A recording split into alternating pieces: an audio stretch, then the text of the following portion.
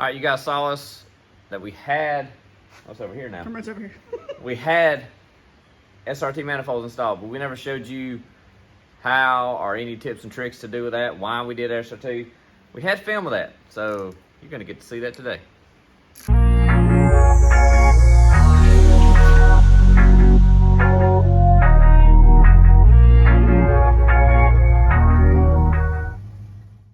right, well, UPS just dropped this off.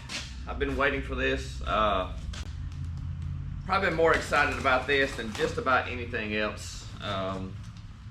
This is kind of one of those fun things you don't have to do the Hemi swap, but it definitely makes the swap better. So it's kind of been a fun thing to look forward to. So in this box, it's supposed to be a set of SRT 6.1 manifolds off of a Jeep Grand Cherokee. So all the manifolds will fit the 5.7s, but the Grand Cherokee ones hug the block a little bit tighter. So these are kind of hard to come by, but on the Hemiswap Facebook page, this guy hit me up and said he had a set. So there they are. And I think they're going to work swimmingly. So you got bigger ports, but really it's just the flow. The flow is just so much better shaped than the old log style. So I'm gonna get the ones off of there, and we'll show you kind of a side-by-side comparison of, plus you got, big old 3-inch collector down there. We'll compare these here in just a second. But some dyno reports that I've seen, everything's somewhat relative, but these can be good. So in some cases, I want to say, from what I saw, up to 30 to 40 horsepower, just because they breathe that much better. I don't know if that's how accurate that is, but we could definitely use all we can get, because why not? So I'm gonna get the old ones off and we'll compare the two together. All right, so you can see the collector from the factory manifold is about 2 inches. You can see how when you put them side by side, this one's, the SRTs are right at 3. So you got about 1 inch more flow there. Not to mention difference in the ports. Let's see which one I can flip around each.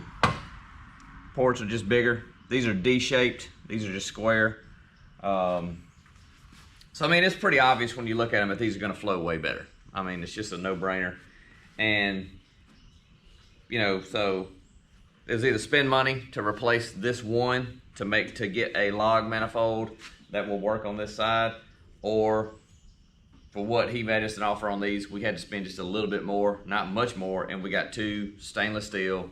They look better, they flow better, SRT manifolds. It was kind of a no-brainer decision. So now the only thing to do is see if the driver's side is going to fit.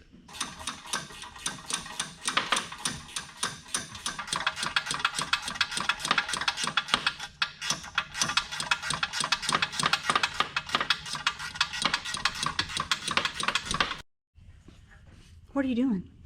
What do you got all over you? Hey. Shop dog.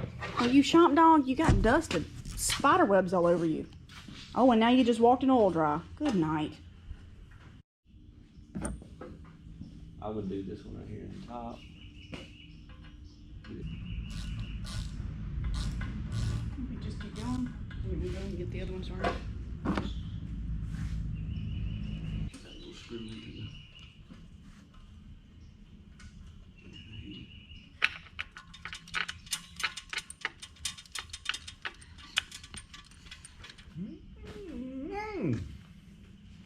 So it was like, what?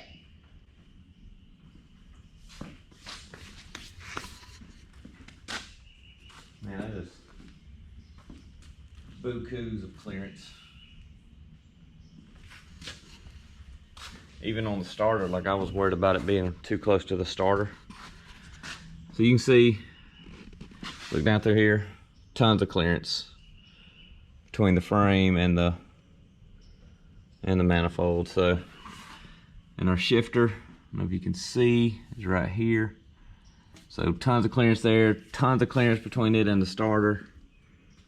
Yeah, you can see we're not even, I mean, the only thing that we're close to is the back bolt to the collector will come out close to the starter, but that's not like even an issue. So what about right here next to the? Yeah, so I mean, you can see down there, I mean, everything clears. The motor mounts, like there's nothing, no issues whatsoever. Yeah, it clears all this really well too. So yeah, we ought to be, and they look so much better. Stainless steel versus these things. Old crusty, rusty old log manifolds. I mean, in my opinion, my professional car person opinion, these are much better. I mean,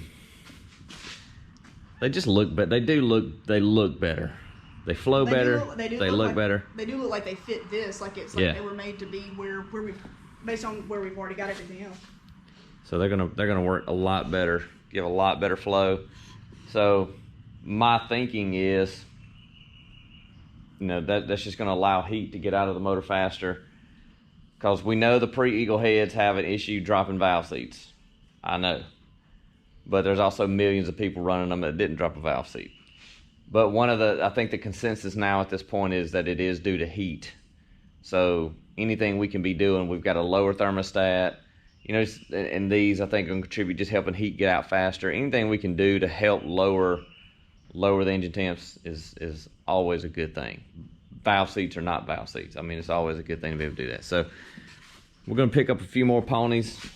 Not sure how much, but it will help. We'll have a little bit more horsepower coming out. And man, yeah, I'm pumped. Are you pumped? I'm like, can you hear it rumbling right now? I can. I did imagine myself driving it the other day, and it's been a while because it's been so long since it's been a while, yeah. Since we've driven it. Yeah, I've really missed. I know. Missed driving it. I miss taking it to town and stuff. So yeah, all right. Well, they're in there. Look good. Next up, something. But hey, that's a huge thing because we don't have to move the motor. So your shop's a mess right now.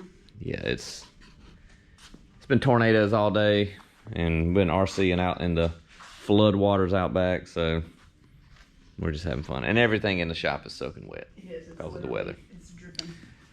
So yeah, all right. All right, guys. Well, that's it. Real quick video. Just kind of I think Monday is when this is going out. So kind of surprise you guys. That's why we got the SRT manifolds. They should give us at least 150, 200 more horsepower. So Andrew makes a face like, really? No, they're not. So anyway, all right, I got to get back to work.